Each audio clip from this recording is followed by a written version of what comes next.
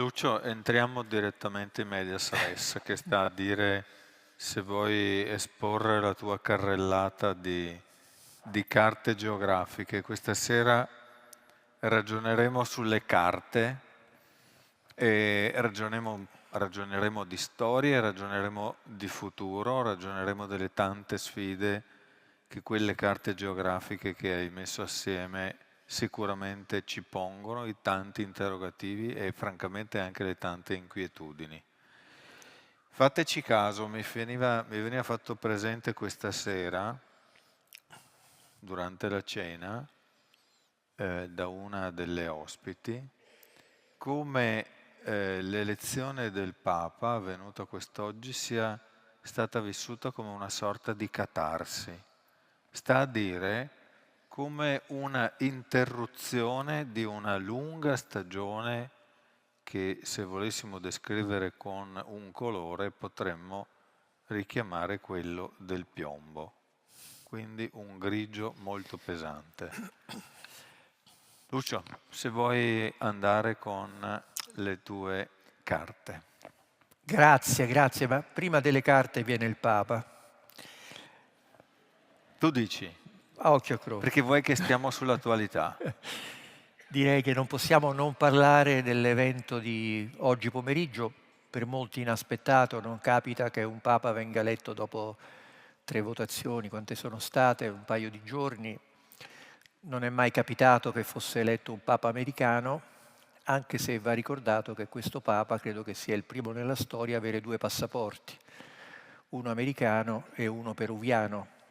È un Papa di Chicago che però si è formato per molti anni in Perù, a contatto con la teologia dei poveri, in una evidente sintonia anche nel discorso pronunciato a Piazza San Pietro con il suo predecessore Bergoglio e con, se posso invece segnalare una differenza, con una storia personale che lo porta a essere certamente un papa missionario nel senso della evangelizzazione della Chiesa in uscita, quello di cui ci ha raccontato Francesco, ma anche, aggiungerei, a differenza di Francesco, un uomo di governo, generale degli Agostiniani, con incarichi di governo nella Chiesa che gli sono stati affidati direttamente da Francesco negli ultimi anni del pontificato. Da lui si attende quindi, almeno quelli che lo hanno eletto, credo si attendano soprattutto, da una parte la continuità di ispirazione con Bergoglio e dall'altra parte una capacità di cucire dove Francesco aveva strappato. Una necessità di cucire che in qualche modo il conclave credo abbia voluto sottolineare proprio con una elezione veloce, rapida, quasi in attesa, considerando che c'erano 133 personalità molto diverse che a stento si conoscevano l'un l'altro. Ebbene, evidentemente tutti hanno sentito la necessità di dare un segnale di unità della Chiesa, anche se sappiamo che la Chiesa è profondamente divisa e proprio per questo che questo segnale evidentemente era necessario. Cos'altro possiamo immaginare di questo Papa? Non lo so, però alcuni caratteri sono interessanti. Primo, il fatto che lui abbia, oltre alla lunga esperienza latinoamericana e quindi anche una eccellente propensione al castigliano, ma in generale alle lingue, come avete sentito parla un ottimo italiano e molte altre lingue. È un Papa anche che ha vissuto 12 anni a Roma, conosce bene la diocesi di cui è stato nominato vescovo, eletto vescovo. È un Papa che certamente non piace a Trump, anche se Trump farà di tutto per in qualche modo impadronirsene dal punto di vista dell'immagine, dicendo che ovviamente fa parte del movimento MAGA, cosa che non corrisponde alla storia di questo Papa, ammesso che un Papa possa iscriversi a un movimento politico. Semmai il contrario comunque. Un'altra cosa importante è che a differenza di Bergoglio, che ricorderete si presentò la sera dell'elezione vestito completamente di un bianco immacolato, lui ha voluto indossare lo stolone che i papi normalmente, quando si affacciavano per salutare il loro gregge romano, per la prima volta usavano portare, cioè lo stolone con l'effigie di San Paolo e quella di San Pietro, anzi San Pietro a destra e San Paolo a sinistra, l'istituzione e la missione, quindi il bilanciamento fra la Chiesa come istituzione, se vogliamo anche come Stato, e il Vangelo come la parola di Dio da diffondere nel mondo. Un altro elemento interessante da sottolineare è la scelta del nome. Leone, quindi richiamando l'ultimo leone, Leone XIII, passato alla storia per l'enciclica Rerum Novarum, l'enciclica che ha fondato la dottrina sociale della Chiesa. Papa anche di una famosa enciclica americana, che in realtà tendeva a castigare le tendenze liberali nel mondo cattolico americano, che non è esattamente, credo, l'intenzione di questo Papa, anzi, però anche il Papa, pochi lo ricordano, che accolse dentro San Pietro niente po' di meno che Buffalo Bill e i Pelle Rossa. Ci sono le fotografie che testimoniano di questo straordinario episodio. Che altro? Forse Ovviamente, la ricorrenza di due parole chiave nel sì. suo intervento di questa sera. Una parola è pace, che è stata replicata in una serie veramente importante di volte, e la seconda parola chiave forse è ponte, e in fondo anche la parola ponte richiama ancora una volta alla figura di Leone XIII, cioè del suo predecessore nel nome, laddove Leone XIII è stato un ponte verso la modernità.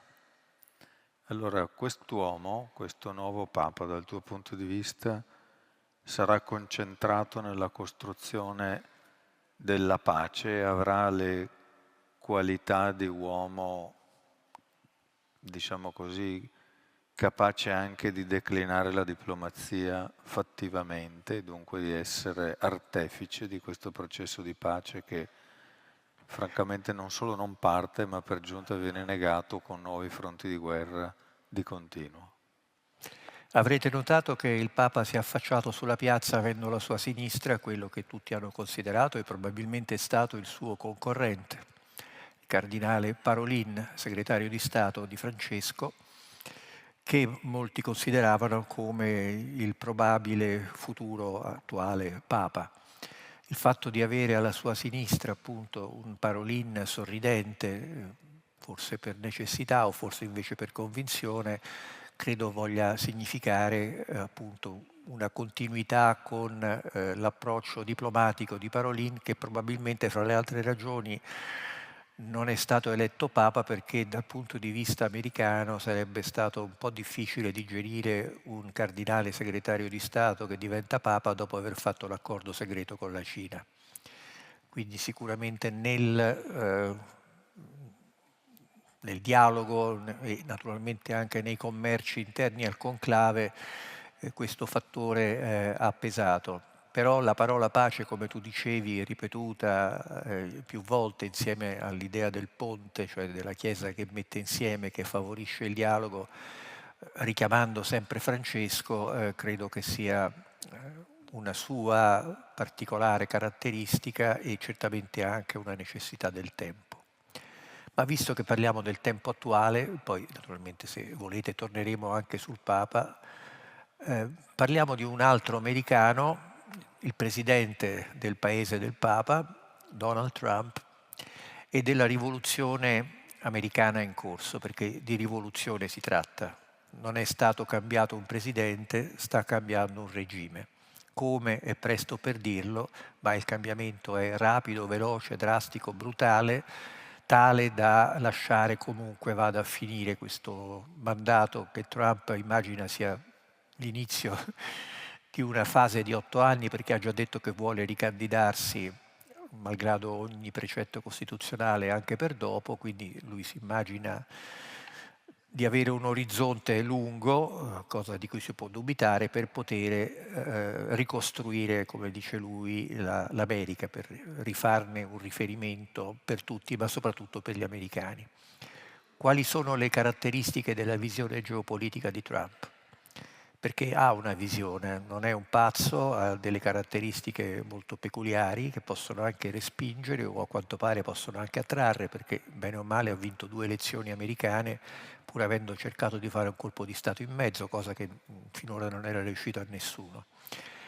Dicevo, qual è la sua visione? La sua visione è che l'impero, tra virgolette, globale, e cioè l'idea di un'America che si diffonde nel mondo, che ispira il mondo e che lo domina, un'egemonia americana sul globo è impossibile.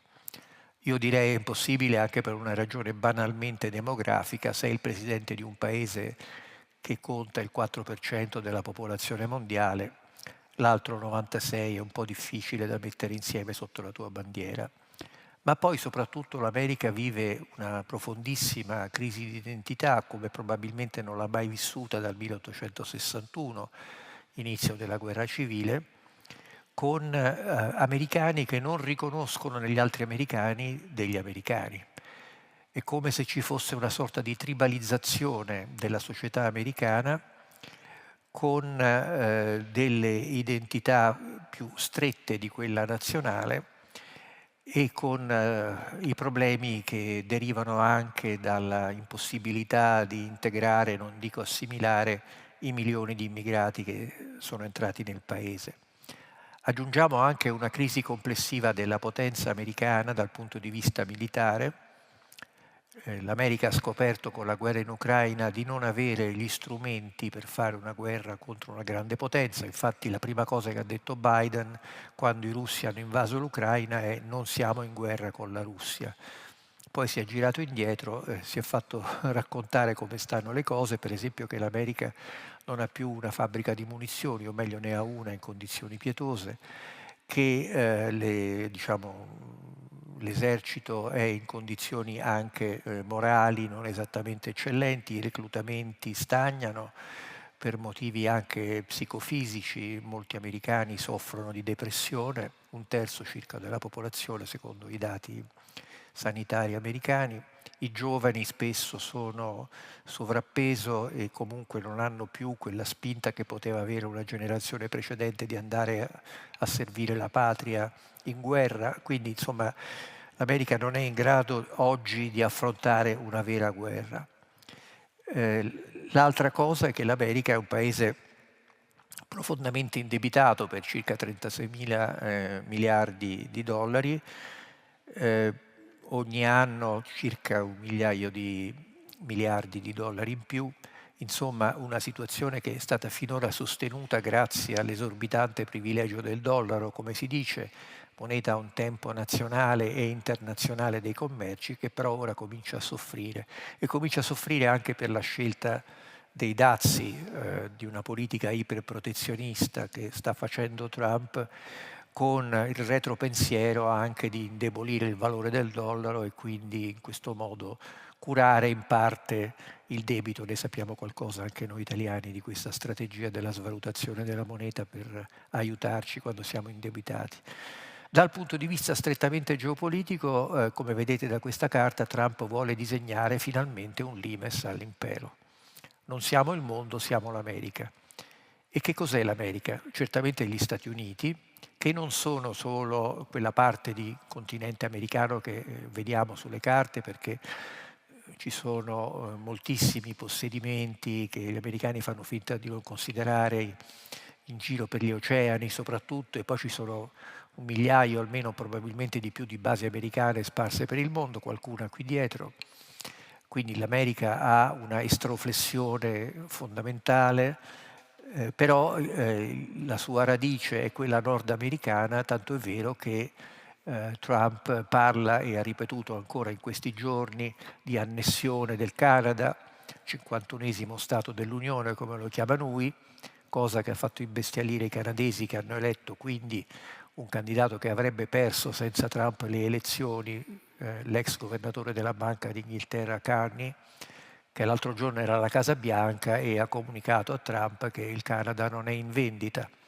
Ma ancora di più la Groenlandia, formalmente parte del Regno di Danimarca, di fatto una regione autonoma che è nelle mani degli Stati Uniti almeno dal 1940, cioè da quando il presidente Roosevelt, vedendo Hitler marciare sui Campi Elisi a Parigi, stabilì che l'Europa era perduta e che quindi l'America doveva mettere le mani sulla Groenlandia per evitare che Hitler vi sbarcasse e da lì proseguisse nella conquista del continente nordamericano. Gli americani hanno una quantità notevole di assetti militari, di tunnel, depositi di armi in Groenlandia da molto tempo, però questa volta se la vogliono proprio prendere e non ci vorrebbe molto perché gli abitanti di tutta la Groenlandia, che è quasi un continente, sono meno degli abitanti di Udine, e anche perché Trump sta cercando di trasferire in maniera nemmeno troppo surrettizia qualche migliaio di americani e poi magari qualcuno anche di più in Groenlandia,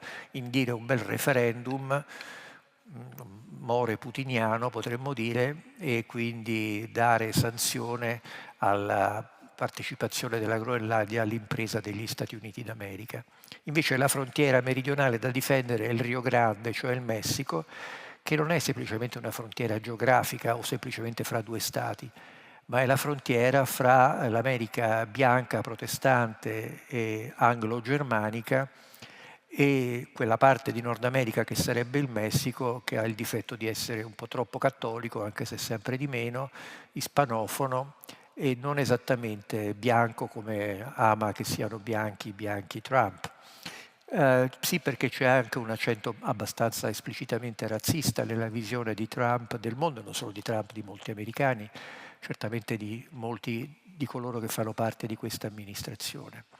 In tutto questo noi europei siamo uno scarto nel senso che una volta stabilito che la Russia non è più in grado, questo lo dicono gli strateghi americani, a differenza di molti strateghi europei, di andarsi a prendere l'Europa, cioè di andarsi a prendere quella che comunque è una provincia esterna nella strategia americana degli Stati Uniti, appunto, non essendoci più la minaccia sovietica ed essendo la minaccia russa evidentemente meno minacciosa di quanto alcuni pensavano, come dimostra il fatto che dopo 3 anni i russi sono ancora fermi a un pezzo di Donbass.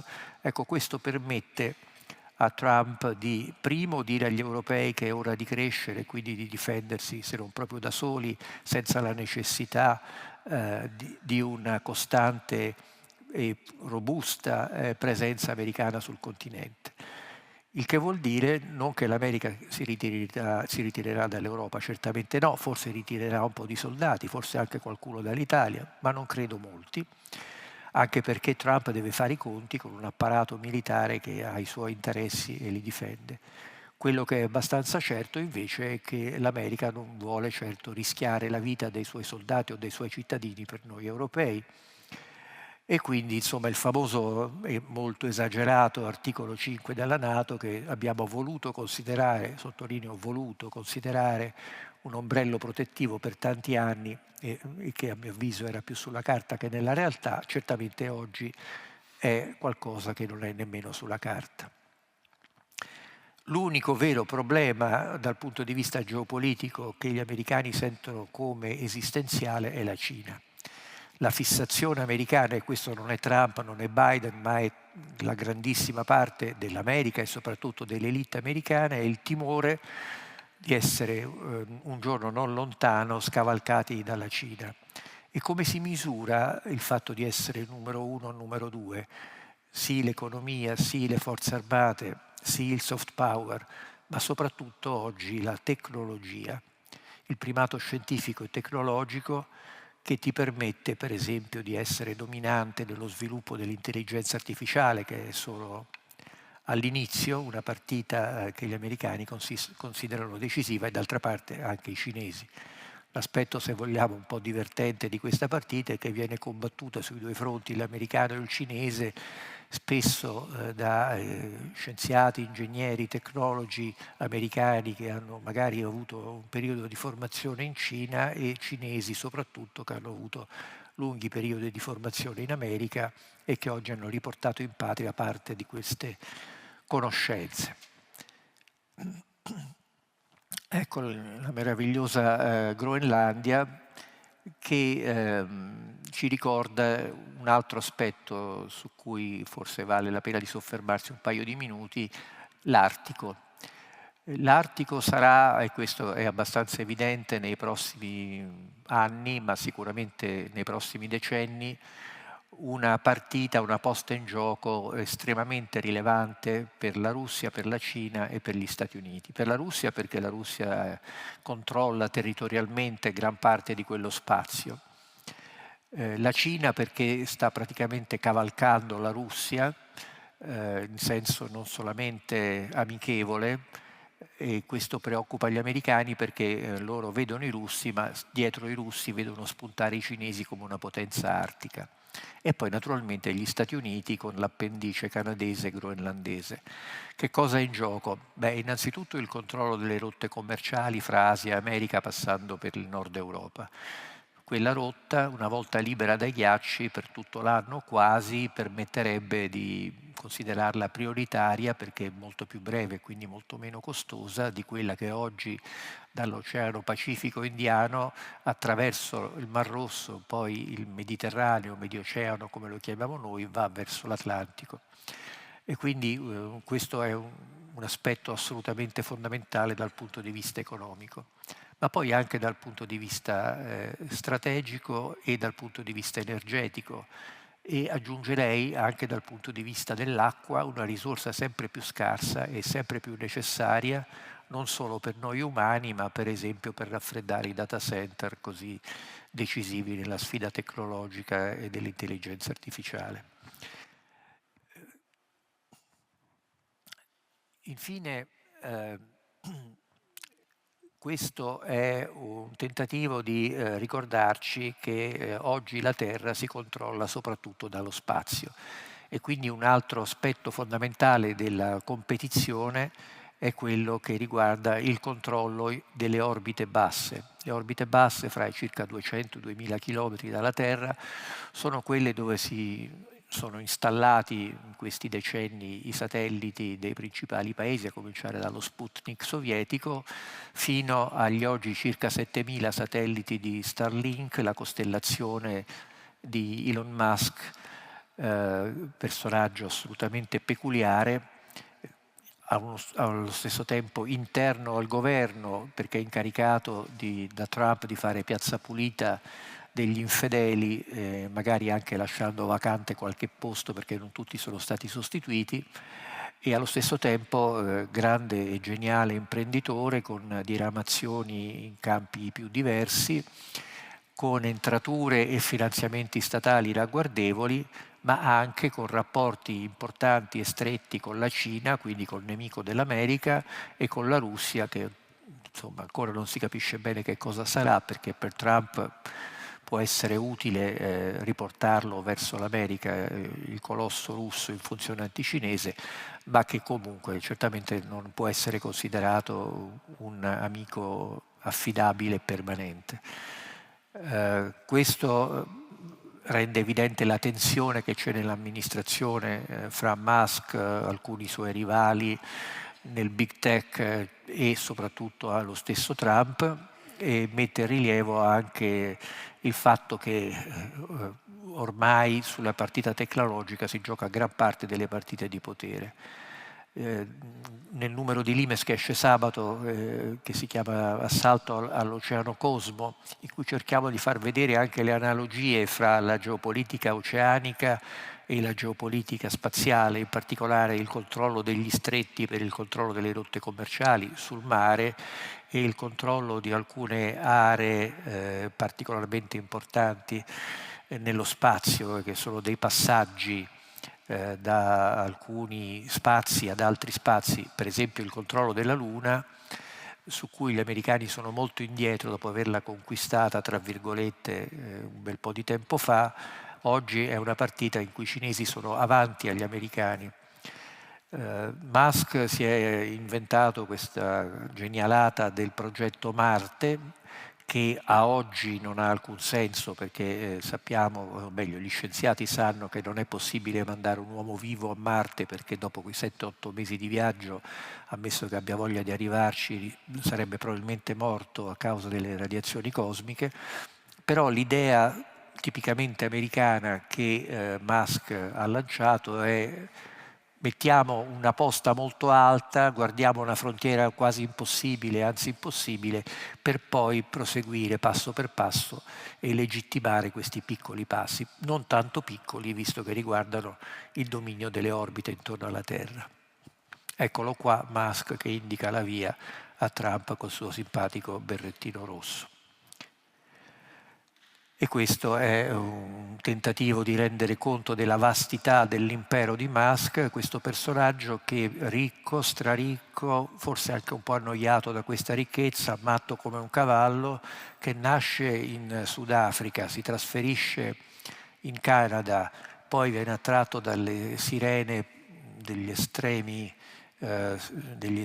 tentativi, chiamiamoli hippie, del californismo, e da teorie come il cosmismo russo. Per farla breve, Musk dice l'umanità è perduta, il suo futuro è in altri pianeti. Vedremo. Purtroppo non potrò verificare la sua tesi. E questo, per concludere, è il modo in cui gli americani vedono noi.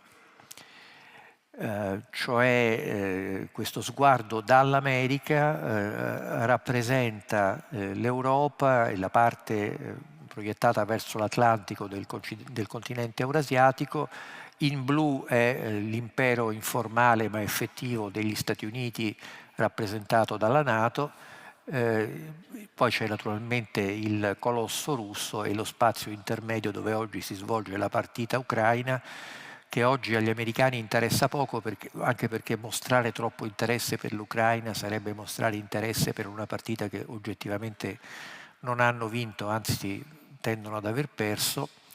E dall'altra parte vediamo questo sistema americano che avvolge un po' con le sue ali l'impero russo, quello che ne resta, per evitare che si spinga troppo a occidente. Noi europei, tra cinesi, russi da una parte, che peraltro non sono nemmeno troppo amici fra loro, e americani dall'altra, con i quali siamo formalmente alleati, ma da cui ci dividono sempre più cose, a cominciare da Trump, siamo in una condizione di quasi passività.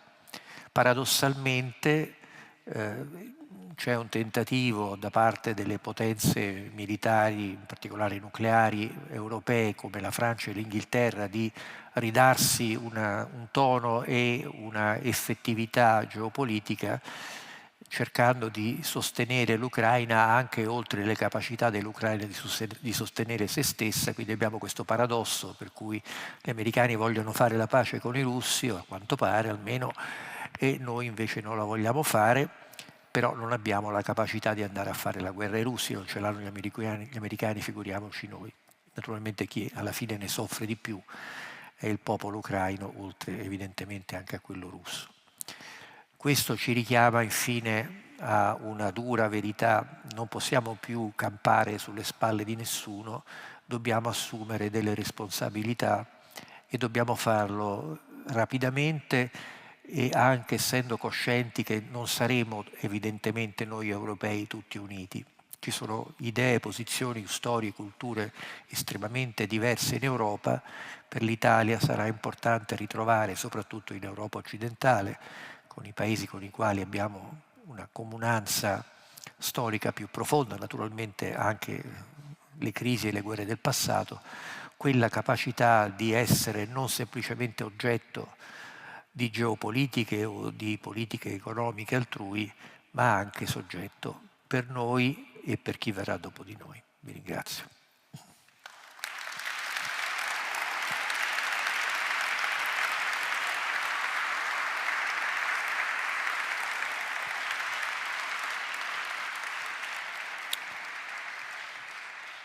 Come voleresti mostrare nelle tue carte, c'erano tanti spunti. E partirei dall'ultimo. Partirei dall'ultimo e dall'ultima tua affermazione. Dobbiamo assumere responsabilità, parli naturalmente dell'Europa e degli europei, e non saremo tutti uniti. Ma quale può essere il ruolo dell'Italia in questo processo e qual è il disegno che ti senti di interpretare per il governo italiano in questa fase? Non mi sento di interpretare nessun governo, ma ti posso dire come la vedo io per quello che riesco, evidentemente. Noi dobbiamo sempre ricordarci, e la Carta ci aiuta a ricordarlo, che siamo un paese di mare e soprattutto che siamo un paese di mare che non ha uno sbocco sull'oceano, a differenza della Spagna, della Francia, della Germania. Quindi il nostro futuro dipende dalla tranquillità, dalla pace e dalla navigabilità dai commerci del mare Mediterraneo, che appunto noi abbiamo preferito chiamare Medio Oceano per ricordarne la funzione di giunzione tra l'Oceano Atlantico e l'Oceano Indiano, l'Oceano Pacifico, l'Asia. Quindi l'Italia non è un paese dell'Europa continentale in senso stretto, è una quasi isola che ha una sua peculiarissima storia. Senza rifare la storia, però, io credo che qualche indicazione possano darci le sue caratteristiche geografiche che ho appena riassunto. Noi abbiamo una frontiera meridionale che affaccia attraverso lo stretto di Sicilia sul Nord Africa e quindi sul continente africano, il continente che cresce più rapidamente al mondo, il continente più giovane al mondo e il continente più disastrato al mondo, soprattutto un continente senza veri stati. Quindi un continente in cui non ci potrà mai essere finché non ci saranno gli stati, cioè quelle cose che abbiamo inventato noi perché dopo la guerra si possa fare una pace, le condizioni di una vera stabilità africana, possiamo scordarcela, a meno di non immaginare che gli africani siano governati unicamente dalle caserme, come capita in molti paesi, soprattutto nel Nord Africa. Quindi abbiamo, separati da un braccio di mare molto stretto, la necessità di contribuire quantomeno a stabilizzare il nostro sud. Stabilizzare e oltre al nostro sud anche il nostro est, perché se le cose in Ucraina continuano così, e temo che continueranno, e comunque vadano a finire, l'Ucraina è un paese ormai disastrato, pensate che ha perso la metà degli abitanti che aveva quando diventò indipendente nel 91, la probabilità che quello Stato comunque sia il confine con la Russia, sia uno Stato molto debole, molto labile, significa che noi da Trieste verso la Russia abbiamo tutto uno spazio di territori contestati, contesi o direttamente o potenzialmente in guerra. Quindi la priorità dell'Italia deve essere stabilizzare l'est e il sud, che non può essere ovviamente né fatto da soli né fatto solamente con le forze armate, che evidentemente hanno dei forti limiti, ma deve essere un movimento di sistema, cioè deve comportare una certa sintonia tra la politica economica, quella militare, la politica culturale e così via. E infine, decisivo, la questione demografica e la questione biologica, di cui naturalmente i nostri decisori politici preferiscono non parlare perché è poco attraente, visto che continuiamo a perdere abitanti, visto che continuiamo, e questa per me è una buona notizia, ad avere una certa aspettativa di vita che rende questo paese fra i più vivibili al mondo in termini di lunghezza della vita, ma che significa avere un'età mediana ormai verso i 50 anni, che già di per sé esclude la possibilità di fare qualsiasi guerra. Questa può essere una buona come può essere una cattiva notizia se qualcuno ti vuole aggredire. Con chi poter fare queste politiche di stabilizzazione e di crescita, io penso con i paesi dell'Europa occidentale ci riesce più facile, anche se spesso ci litighiamo, ma le altre alternative mi sembrano abbastanza improbabili, sempre mantenendo un rapporto comunque fondamentale con l'America, almeno finché l'America avrà migliaia di soldati, basi e armi atomiche nel nostro paese, ed essendo l'unico paese che almeno in teoria può difendere l'Italia se dovesse qualcuno aggredirci. Quindi sapendo che non possiamo contare su gran parte dei paesi europei, alla fine quelli che per noi sono decisivi sono la Francia e la Germania, e in qualche modo anche la Spagna, ma dobbiamo purtroppo constatare che questi due paesi oggi stanno peggio di noi, e su questo potremmo parlare fino a domani mattina, ma lo ricordo a me stesso. Ma ti pare che ci siano quantomeno i prodromi per un'azione congiunta, per un'azione concertata tra questi governi? Francamente quasi ogni giorno danno segni di Insofferenza reciproca e di percorrere rotte francamente divergenti. Sì, diciamo che se dovessi dire che mi sento minacciato dalla Germania o dalla Francia, direi una bugia. Cioè non sono paesi che hanno intenzioni aggressive nei nostri confronti, certamente hanno molti problemi, sono come tutti quanti molto introvertiti, e quindi quando uno ha gravi problemi ed è concentrato su se stesso si interessa poco degli altri. Aggiungiamo la scarsa simpatia, eufemismo, reciproca fra i capi di questi governi, quantomeno tra la signora Meloni e il signor Macron. Però io credo che alla fine, al di là delle simpatie politiche o personali, vi siano dei fattori che ci obbligano in qualche modo a collaborare. Però vorrei tornare un attimo solo sulla questione demografica, perché mi pare il punto dei punti. Intanto, se non se ne parla apertamente, difficilmente si potrà cominciare a, non dico risolverla, ma almeno curarla. Ed è un problema che non riguarda unicamente gli aspetti economici e sociali, ma riguarda anche gli aspetti culturali. Cioè siamo un paese in cui la maggior parte delle famiglie, uso le virgolette, sono formate da una persona, quindi diciamo una persona tendenzialmente non si autoriproduce. E poi c'è un altro fattore che è interno al nostro paese, e cioè che mentre il nord, quindi credo anche questa regione compresa, ma mi direte voi, mantiene comunque un certo grado di stabilità demografica, il sud si sta letteralmente desertificando. E qui c'è l'aspetto più grave, e cioè primo appunto che metà del paese rischia fra un paio di decenni di essere semivuoto, in secondo luogo che i giovani migliori che si formano in Italia, nel sud ma anche nel centro, qualche volta anche nel nord, sono attratti dalle sirene anche economiche che vengono offerte da altri paesi, e allo stesso tempo abbiamo questa emigrazione di cui si tende a non parlare perché appunto da un punto di vista politico può apparire controproducente, mentre si parla di un fenomeno sicuramente importante, ma a mio avviso anche meno importante, che è l'immigrazione da sud, che però è selvaggia per una semplice ragione. Anche se uno volesse entrare dal sud del mondo in Italia in modo ordinario, regolare, è praticamente impossibile. Quindi queste sono le prime cose che possiamo cominciare a curare noi, e a cercare di discutere come salvare gli equilibri demografici, ma quindi anche sociali di questo paese. Cosa potrà essere dal punto di vista del welfare l'Italia fra 10-15 anni se continua così, ve lo lascio immaginare. Beh, possiamo anche dirci apertamente che nessuno tratta questo tema perché c'è un chiarissimo cortocircuito legato al consenso, cioè chi parla di questi aspetti, in modo particolare del fenomeno migratorio, come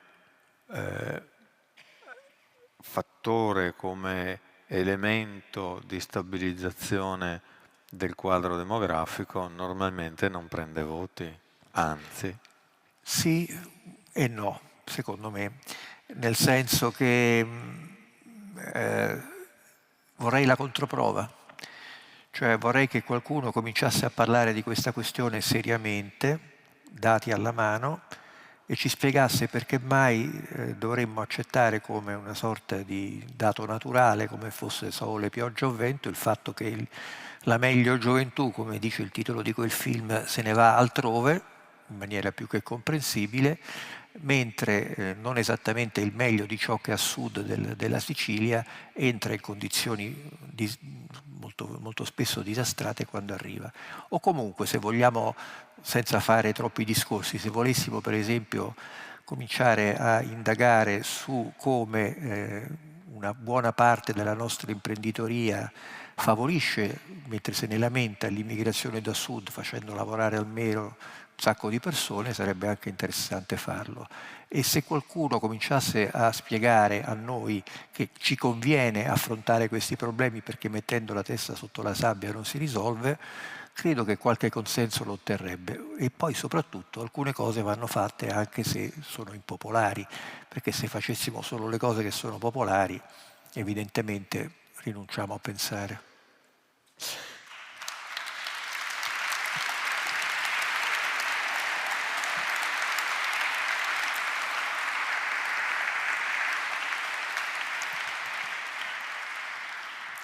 Nell'attesa che qualcheduno inizi a occuparsene, vorrei ragionare con te di un altro tema che fino a pochissimo tempo fa era francamente molto impopolare, e parlo di armi. Eppure da poco tempo a questa parte, da 1 anno o 2, stiamo tornando a maneggiare la questione delle armi, della difesa, della sicurezza, con una inversione di pensiero rispetto alla traiettoria che abbiamo largamente seguito per tutti i decenni, 80 anni. dal dopoguerra in avanti.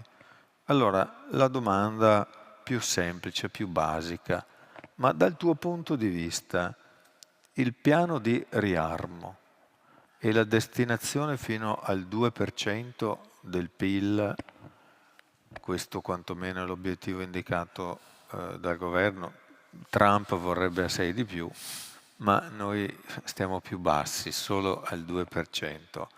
È necessaria e ineluttabile? No, non è né necessaria né ineluttabile, soprattutto è mal posta. Intanto l'idea che la misura di una forza militare dipenda dal rapporto col PIL mi lascia veramente sconcertato, perché se il punto è aumentare il 2%, basta diminuire il PIL e è risolto il problema. No, io penso che bisogna guardare le cose un pochino più seriamente, e cioè innanzitutto capire quali sono le nostre necessità strategiche e militari e soprattutto quali sono le possibilità che abbiamo di garantirci un grado decente di sicurezza. Non vedo nessuno che discuta mentre parla di riarmo delle minacce, cioè chi è che ci minaccia, da dove viene la minaccia.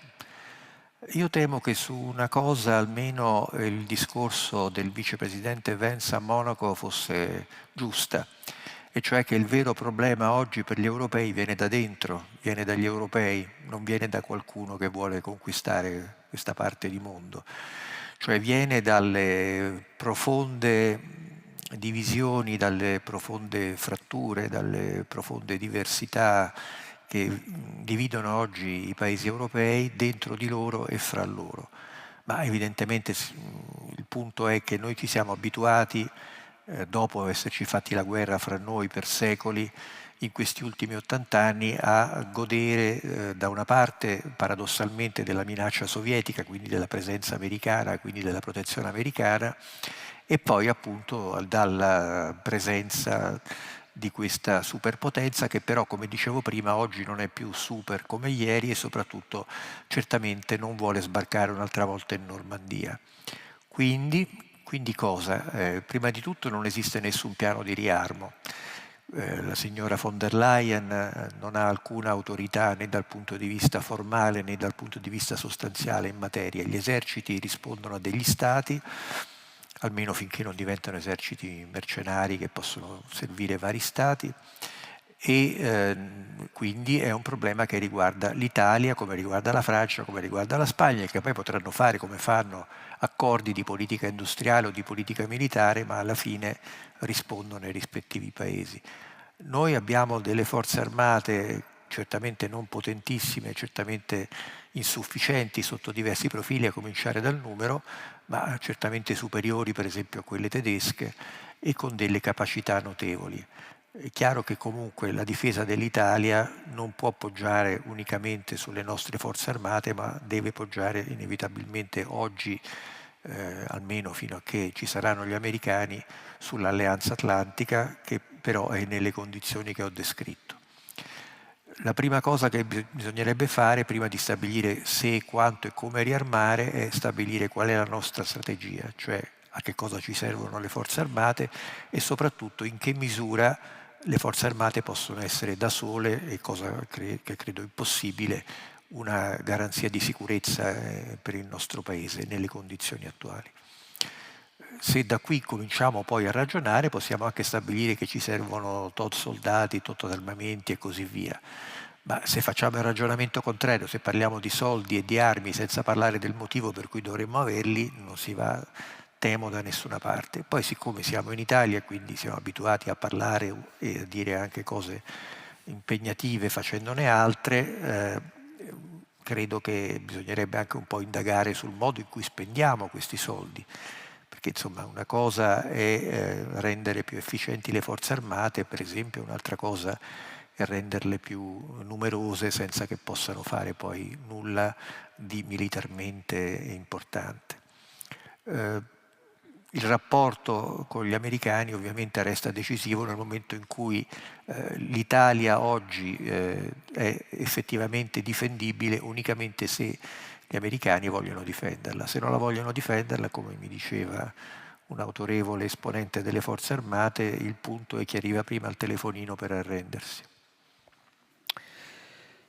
Detto che la tesi esposta da Vance è suggestiva, ma dal tuo punto di vista il riarmo europeo, dal momento che normalmente ci si arma in vista per l'appunto di una minaccia, di una insidia, o per minacciare qualcuno. Sì, certo, ma tendenzialmente non mi pare che sia questa l'attitudine espressa dall'Unione.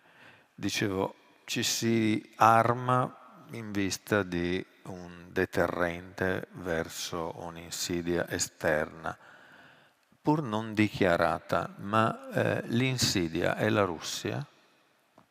Questo lo credono sicuramente molti paesi europei del nord, dell'est, dagli scandinavi ai baltici in modo particolare, ai polacchi.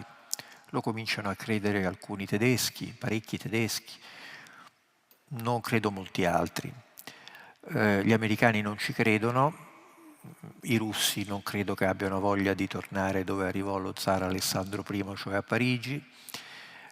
Francamente non vedo nell'immediato, e un po' più dell'immediato, una capacità, prima ancora che una volontà russa, di marciare sull'Europa, visto che non riescono nemmeno a marciare sull'Ucraina.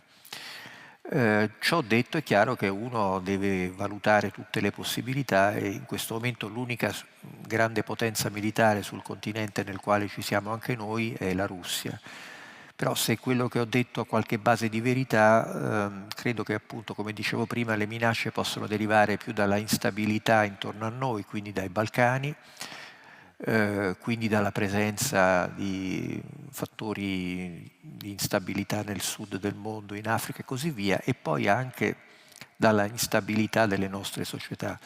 Insomma, i conflitti sociali, penso per esempio magari a un paese con una tradizione di violenza un po' più sviluppata della nostra come la Francia, possono diventare un fattore in cui paradossalmente ci troveremo a dover impiegare le forze anche militari contro una parte delle nostre società europee. I due paesi europei che stanno veramente immaginando un grande riarmo, uno lo immagina, l'altro lo sta realizzando, sono la Polonia e la Germania. La Polonia soprattutto con armi americane, la Germania un po' meno, ma la Polonia sta spendendo oltre il 6% in difesa, vuole avere più soldati americani sul suo territorio, anche se non si fida completamente di loro. La Germania addirittura ha smentito se stessa dopo averci fatto la lezione della formica alla cicala, abolendo con un colpo di mano anche discutibile dal punto di vista legale il tetto del debito e quindi investendo circa 800 miliardi in un rialmo che però stenta a materializzarsi, e soprattutto, e questo è un fattore su cui dovremmo tutti riflettere, insomma, diciamo le cose come stanno, un continente di vecchietti non si difende con qualche soldato in più e non si difende nemmeno se gli americani non lo vogliono difendere, e la tentazione che quindi serpeggia, anzi direi che viene manifestata ormai sempre più apertamente in alcuni paesi, è di difendersi dotandosi della bomba atomica. Se ne parla in Germania, i francesi fanno finta di volerla condividere con altri, come se tu sul bottone della bomba atomica potessi mettere 27 dita, ma la Polonia ne parla, la Turchia ne parla, e soprattutto, oltre a parlarne, ci lavorano in maniera più o meno surrettizia almeno alcuni di questi paesi. Per chi ne dubita, osservasse la curva del prezzo dell'uranio negli ultimi anni. Sei dell'avviso che l'Unione, cioè l'Europa, dovrebbe cercare di darsi una politica comune almeno su un fronte, vale a dire quello dello spazio, o in assenza di questa linea comune sarebbe destinata alla totale irrilevanza? Premesso che ovviamente non esiste uno Stato europeo, quindi le politiche spaziali sono fatte dai singoli Stati, ce n'è uno che è un pochino più Stato sotto il profilo spaziale degli altri, che si chiama Francia, con il quale noi abbiamo dei rapporti in campo spaziale particolarmente piuttosto sviluppati, in una condizione sicuramente competitiva, ma in parte almeno subordinata. La Francia poi ha un vantaggio strategico fondamentale nei nostri confronti, nel senso che può lanciare i suoi satelliti dalle sue basi, mentre noi non abbiamo basi di lancio. Mi riferisco al Sud America, alla Guyana. Tecnologicamente e anche scientificamente noi siamo un paese con una tradizione, ma anche con una realtà importante in campo spaziale. In alcuni settori siamo anche, direi, all'avanguardia. Abbiamo dei progetti in comune con gli americani e con altri paesi, lavoriamo sulla Luna, addirittura qualcuno nel nostro governo immagina di partecipare alle eventuali missioni robotiche su Marte, che fra qualche anno dovrebbero partire sotto l'egida americana, però effettivamente il problema da risolvere è con i francesi e anche un po' con i tedeschi, che stanno rimontando un po'. E con i francesi, come sappiamo, c'è una certa diffidenza reciproca e c'è soprattutto una capacità francese, essendo ancora malgrado tutto uno Stato che funziona relativamente bene, di usare risorse altrui per fini propri, sport in cui noi siamo piuttosto deficitari. Prima hai descritto la figura di Musk e l'hai associata anche all'espressione di impero. Ti pare che il rapporto tra Musk e Trump sia destinato a durare? Non so se sia mai iniziato, certamente è iniziata una manipolazione reciproca. Musk, investendo un sacco di soldi, per lui noccioline, su Trump, ha certamente aiutato e favorito l'elezione di Trump, e quindi Trump gliene sarà grato, come può essere grato Trump a qualcuno, ma è evidente che a sua volta Trump ha strumentalizzato Musk, nel senso che se l'obiettivo immediato di Trump è quello di fare una pulizia, senza virgolette, dentro lo Stato americano, Musk è stato preso per questo. Lo sta facendo in maniera abbastanza indiscriminata e per certi aspetti anche negativa nei confronti dell'America, perché appunto dicevo prima anche delle insofferenze in campo militare, ma in generale nelle amministrazioni dello Stato. Il rischio è che, il rischio dal punto di vista americano ovviamente di questa amministrazione, è che tu apri dei buchi senza poterli riempire senza poterli riempire con persone capaci. Ci sono un sacco di dilettanti anche nell'amministrazione, negli alti livelli dell'amministrazione, penso al ministro della difesa. Quindi il rischio è che questa doppia manipolazione, considerando anche che Musk gode di finanziamenti statali importanti, ha goduto e gode, ma soprattutto considerando anche il fatto che lui è un imprenditore con affari importanti con la Cina e anche con molti altri paesi, ed è sospettato dai servizi segreti americani di aver avuto, forse di avere ancora rapporti con la Russia. Insomma, il rischio è che la situazione alla fine, la somma algebrica di queste manipolazioni sia negativa e che quindi fra Trump e Musk si crei una frattura. Allora, se il pubblico desidera, naturalmente c'è un'area, c'è un campo per porre qualche questione a Lucio Caracciolo, e può iniziare anche da adesso, e in questo senso pregherei chi porta i microfoni in sala di iniziare a raccogliere 2 o 3 domande per volta. Ma nel frattempo io vorrei impegnare il tempo con qualche altra questione, mentre attendiamo di accogliere qualche suggestione dal pubblico. Poco fa hai detto che l'economia americana inizia a battere in testa anche in ragione dell'introduzione dei dazi o dell'annuncio dei dazi, che poco cambia in realtà, l'effetto si coglie. La domanda è questa: ti pare che i rilevamenti demoscopici che nelle ultime settimane hanno iniziato a far brillare una discesa dei consensi di Trump indichino un trend, e sarebbe a dire la distanza tra gli annunci e i fatti comincia a essere misurabile? Sì, certamente, ma io però mi porrei prima un'altra questione. Perché Trump ha vinto 2 elezioni e malgrado abbia fatto un colpo di Stato per fortuna fallito? Evidentemente perché la gestione degli altri era fallimentare. Cioè Trump ha ereditato un'America a pezzi. I 36.000 miliardi, non credo che li abbia fatti Trump di debito, tanto per citare un macro dato, e l'inflazione che è così risentita specialmente dai ceti medi e bassi americani è sicuramente un altro dato che non è stato creato da Trump. Trump è stato la risposta evidentemente della disperazione di una buona parte degli americani, comunque di una parte vincente, che non si fidava più, anzi non ne poteva più della gestione democratica, anche perché incarnata da un personaggio non esattamente brillante come l'ultimo Biden. Quindi se non partiamo da questo non capiamo niente, e soprattutto non capiamo perché, pur facendo Trump tutto il possibile in questa fase per fare casino, anche sbagliando o contraddicendosi in continuazione e quindi facendo perdere credibilità all'America e alla sua amministrazione, insomma tutte queste voci credibili dell'opposizione non ne vedo. Il Partito Democratico mi pare in una condizione triste, forse l'unico futuro vero, tra virgolette, oppositore del Papa, del Presidente potrebbe essere il Papa,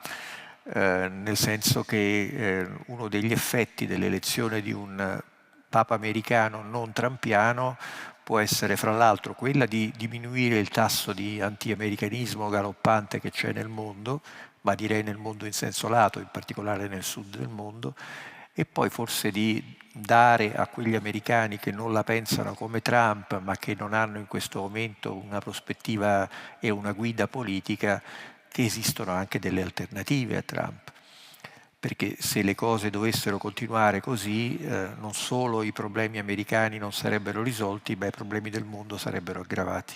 Sarei interessato a qualche commento su Taiwan, che è una situazione insomma, potenzialmente molto pericolosa. Ho fatto recentemente un viaggio a Taiwan e il 26 aprile a Taiwan, nella capitale, c'è stata una manifestazione con più di 500.000 persone, forse 300.000, 500.000, comunque tanti, che protestavano perché stanno cambiando un po' le regole del gioco a Taiwan, che è sì democratica, però ha anche un sistema repressivo abbastanza forte, con l'opposizione che adesso è il partito del Kuomintang, quello che invece ha governato per molti anni appunto Taiwan.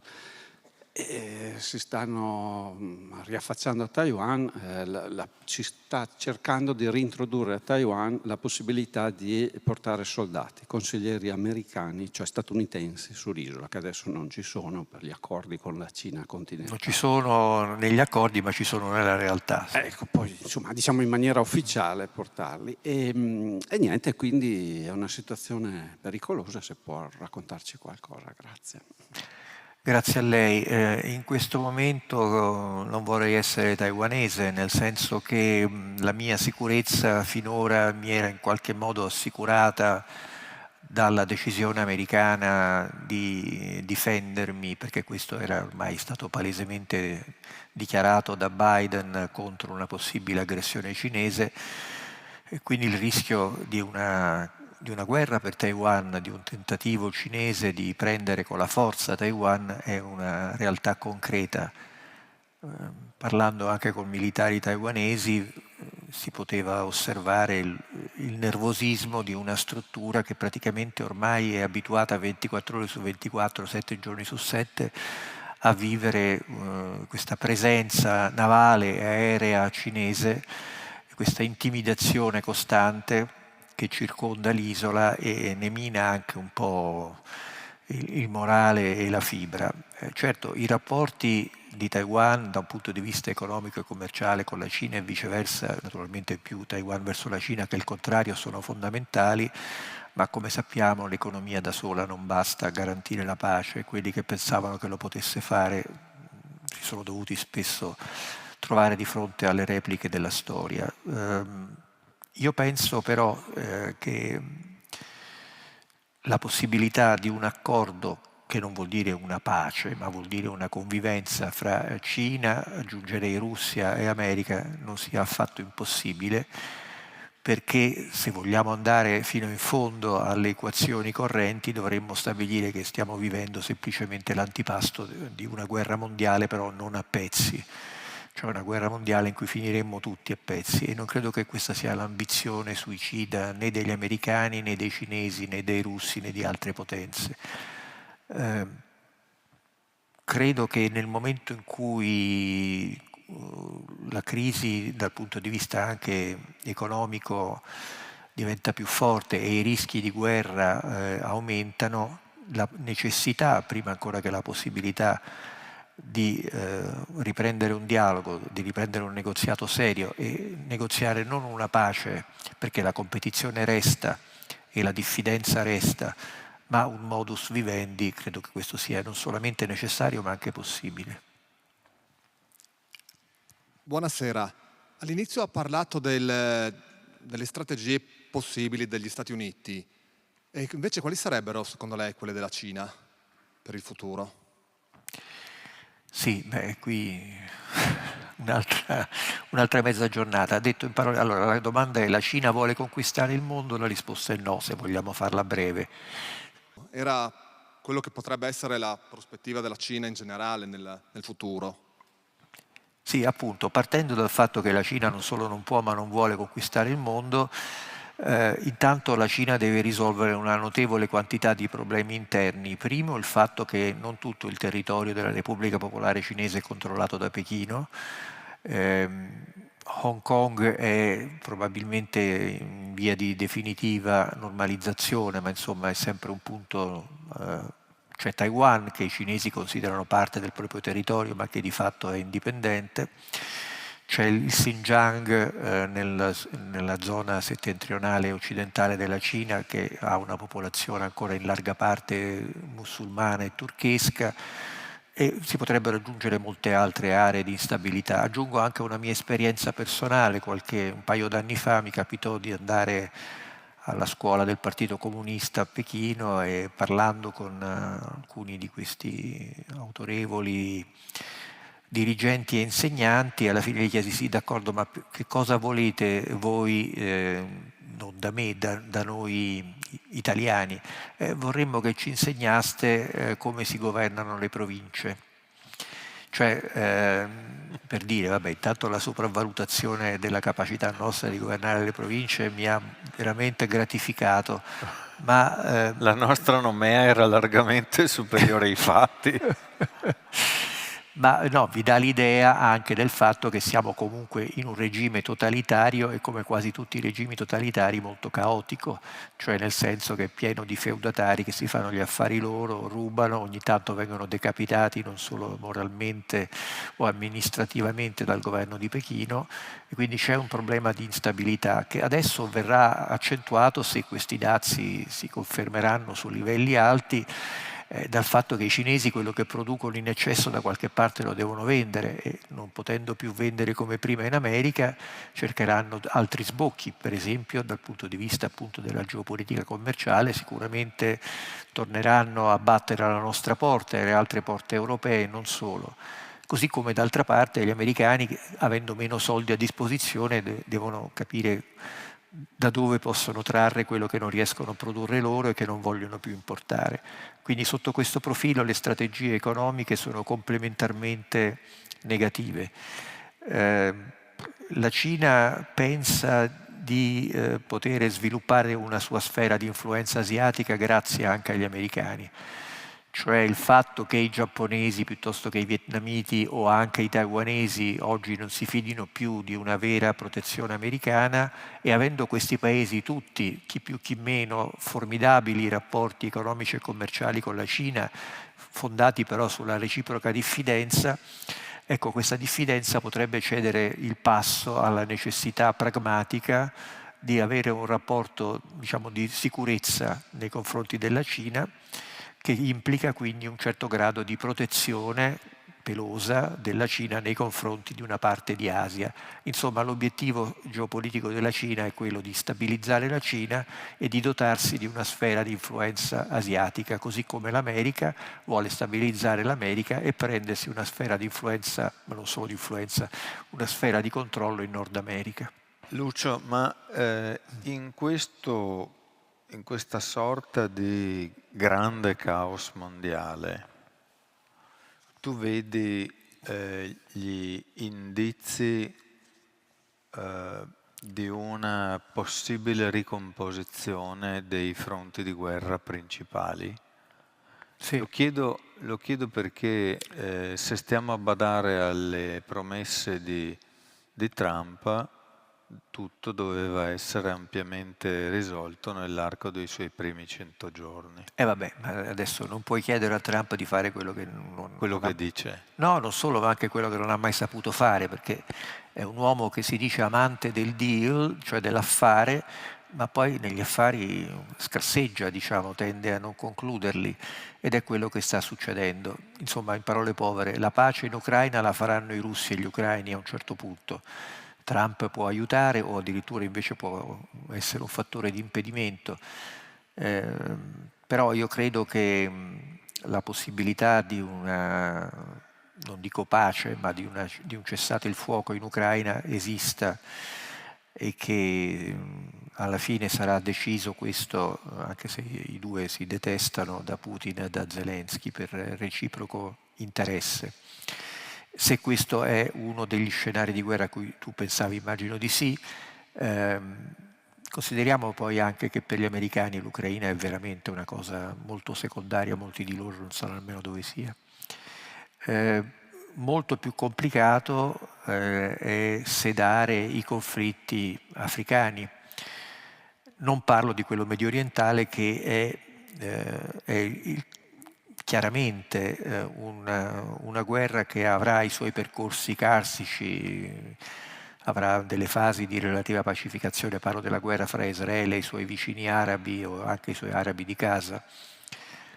Quella purtroppo ormai è scivolata irreversibilmente verso uno scontro di religione, in particolare dopo che nel governo israeliano si sono stabiliti alcuni personaggi che interpretano la geopolitica come se fosse una lettura letteralista della Bibbia, e quindi e dall'altra parte poi naturalmente ci sono gli estremisti islamisti, quindi diciamo lì non la vedo possibile se non con un tentativo, peraltro piuttosto avanzato, di autodistruzione di Israele, che si sta impegnando ormai da quasi 600 giorni in una guerra su 7 fronti, avendo nemmeno 10 milioni di abitanti, di cui una buona parte, penso gli arabi, ma penso anche gli ultraortodossi, non combattono per la patria. Quindi la situazione lì è veramente tragica, e soprattutto è abbastanza tragico il disinteresse che noi europei, non parlo del resto del mondo, dimostriamo per quella zona di mondo. Forse abbiamo un po' di coda di paglia, forse abbiamo altri problemi, ma è impressionante. E come loro non considerino i fattori europei come rilevanti, tanto è vero che in nessun negoziato siamo coinvolti. E questo però ci fa pensare su chi siamo noi europei, perché russi e ucraini se la vedranno fra loro, israeliani e Hamas piuttosto che altri arabi pure, e l'Africa è, come dicevo prima, insomma, abbastanza ingestibile. E l'ultimo focolaio fra India e Pakistan? E anche qui siamo nel campo delle crisi croniche, nel senso che gli inglesi, al loro solito, se ne sono andati all'inglese e hanno lasciato un loro grande pezzo di impero diviso in due tra una parte musulmana e il Pakistan, e una parte in cui in realtà i musulmani sono più dei musulmani che stanno in Pakistan che in l'India, ma che è a maggioranza indù e che oggi è governata da un governo estremista indù, con caratteristiche anche poco democratiche, quello del primo ministro Modi. I due paesi, come sapete tutti, sono armati di armi nucleari, si detestano profondamente, però sono anche sufficientemente dotati di un senso di autoconservazione da sapere che i loro conflitti devono essere contenuti in attacchi, rappresaglie contro rappresaglie e poi lunghe tregue. Almeno questa è la speranza. Se invece dovessero prevalere i matti, e purtroppo i matti esistono, sia in Pakistan che in India, allora lì effettivamente più che altrove il rischio di una guerra nucleare esiste. Vorrei concludere con l'etimologia di due parole che solo apparentemente sono sinonimi. Una parola è guerra, laddove guerra trae la sua radice da verra, è una parola germanica e significa letteralmente mischia, rissa, sta a dire uno scontro senza regole. Perché i latini invece usavano la parola bellum ed era una scienza ed era esercitata come una matematica e c'era un pensiero e una razionalità.